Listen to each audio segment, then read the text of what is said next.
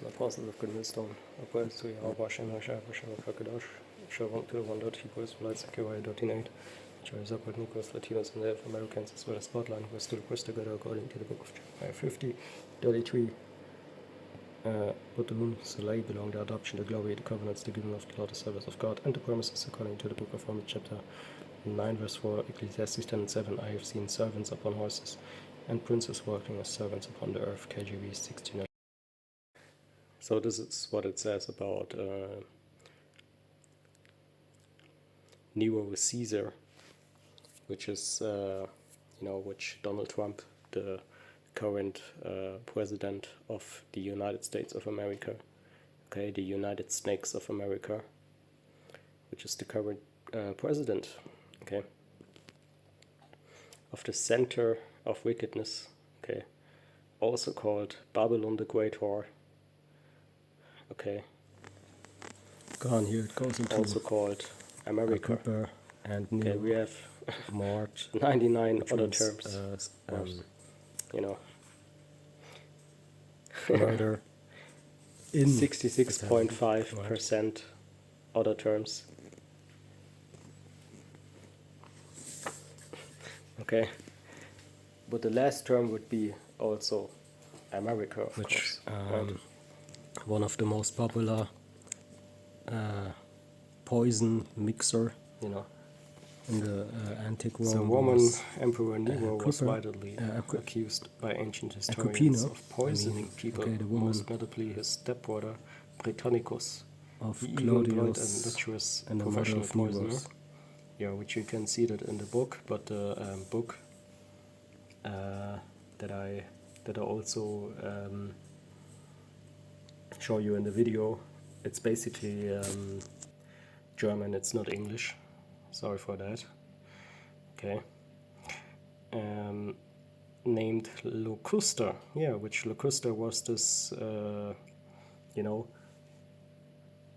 experienced, basically poisoner woman, okay, which in the book you can read that she was in prison for what I know, okay, she was in prison, but he got her out of there, if I remember right, and yeah, Locusta, all right, as his court expert. Professional poisoner, yeah. Key accusations of poisoning. Britannicus, this is the most consistent and detailed accusation across ancient sources like Tacitus and Suetonius. As the biological son of the previous Emperor Claudius, Britannicus was a potential rival to Nero's claim to the throne. Okay, according to the accounts, when a first milder poison administered by Locusta was slow to work, Nero had to prepare a potent, instant-acting poison, which was then given to Britannicus at a dinner party in 55 AD. Agrippa the Younger, Nero's mother, Agrippina, I always read Agrippa. It's the same thing with if I read in the law, I always read. Sometimes I read Moses and Aaron instead of just Moses.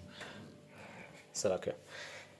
Anyway, Agrippina the Younger, Nero's mother Agrippina, was a highly influential and power-hungry figure whom Nero eventually came to see as a threat, while she was ultimately killed by other means, assassins, after failed attempts, which you call ninjas also. Okay, the first army, if you will, that killed samurais were the ninjas or the assassins, if you don't know.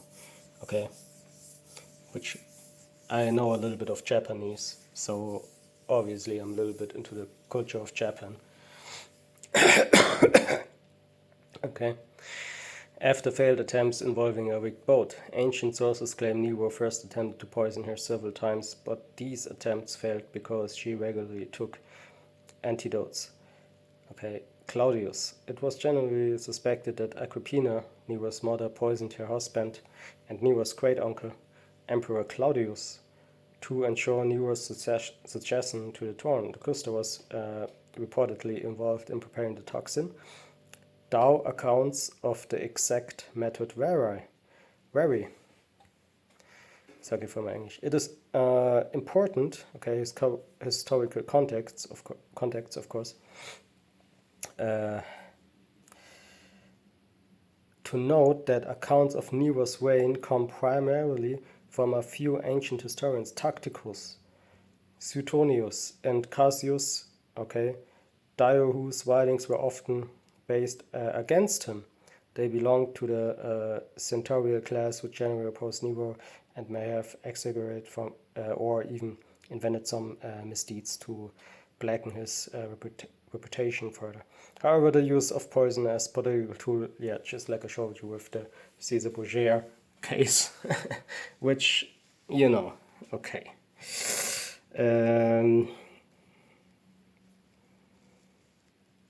Yeah, practical tool was now in practice in Imperial Rome, of course. You know, like a poisonous generation, if you will, right? Which just like today, but today it's more. Today is more like yeah, how you want to call it. Okay, it has all of it. You know, if you have a specific type or specific special topic, you best believe today's generation has it. Okay. Employment and rewarding of a professional poisoner like Locusta is widely reported. Yeah, kind of. See, so Caesar Borgia, okay, Nero, Caesar, were both in that poison. Let's call it a habit, okay, hobby, okay, okay.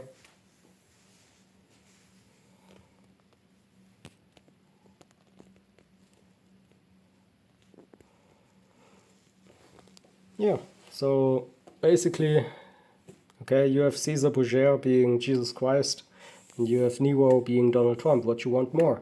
Okay, that also shows you that there's nothing new under the sun, because you think it's really that complicated, but to be honest, it's not that complicated. And keep watching that video, okay, and check now what I brought of GMS, the Great Millstone, what he actually did with his, you know, artificial intelligence, basically. And maybe you see something there which should at least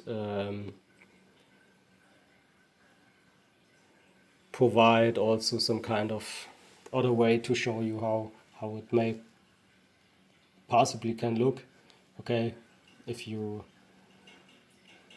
don't think that this all has a connection, okay, which I believe this all has a connection. I know it for myself, you know, I have the books, right? I have the sources at home, okay?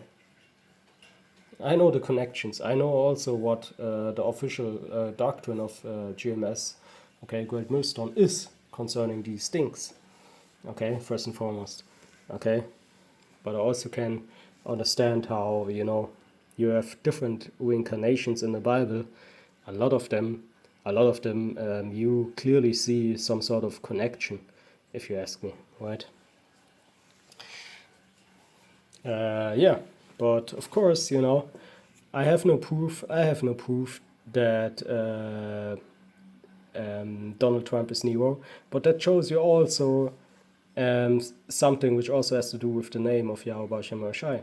Okay, do we have proof that the name is really Yahweh Baruch Shem Shai? And the answer is, to some extent, okay, but it is maybe not enough for some people out there, okay? But to be honest, if you want to have proof for everything, then please, okay, cut out all history that is on the internet. Cut out all history that is in so-called museum. Okay, you can you can do away with all of that, because everything is no proof, so to speak, right? Because you want to be there. You want to be there. Okay, you want to experience it by yourself. You want to see Nero, how he poisoned those people, you know. You want to see how he really looked. Okay, you want to see how he is laying down in his bed. Okay, thinking about the murder that he did, thinking about maybe how really his heart was doing that night. Maybe he was regretting it. You don't know, man. Okay, you don't know what really happened in the history. That's why we call it history. Okay, it's not what you see right now is this generation, which this generation just repeats what already happened, basically. Okay, just because you don't see really what's happening on the surface, okay, in today's modern 2025 world, okay, it doesn't mean that you have pink ponies around you being in a super kindergarten, man. Okay, you pussies out there, man. Yeah, Matthew 11:14, and if ye will receive it, this is Elias, which was for to come. Yeah, this is just one example, or better said, proof in the scriptures that reincarnation, okay, is indeed biblical. For those who don't know stuff like that, I don't know what to say, because the Bible is full of reincarnation. Okay, just because you miss, okay, 99 out of 100 lines in the Bible doesn't mean it's not there. But this is the principal thing about Christians. They like to just pick out one verse, okay, out of 100,000, make a whole doctrine out of it. But that's not the bad thing. The bad thing is, even if they make a doctrine out of one verse, okay, they don't have a 100% doctrine. They just have different doctrines, and they mix their own thing together, and they call it a doctrine. Okay, and this is the worst part of it. Okay, this is the ultimate worst part of it all. Okay, so we go into, for example,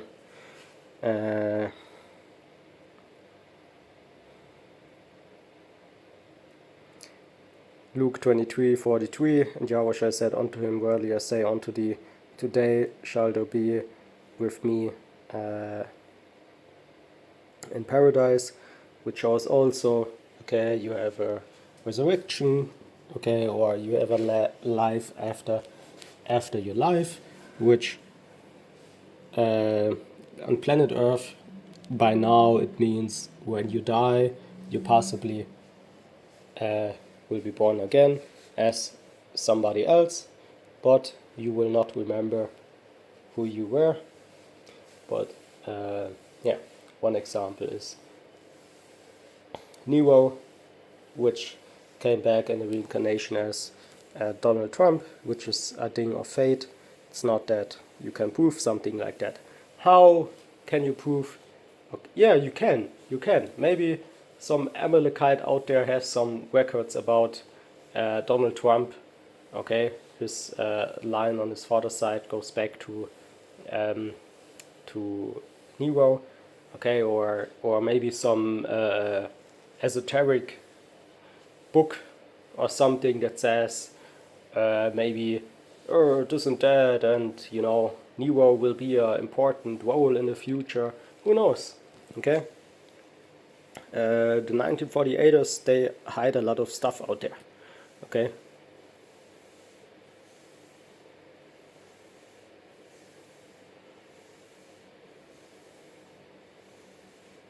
Yeah.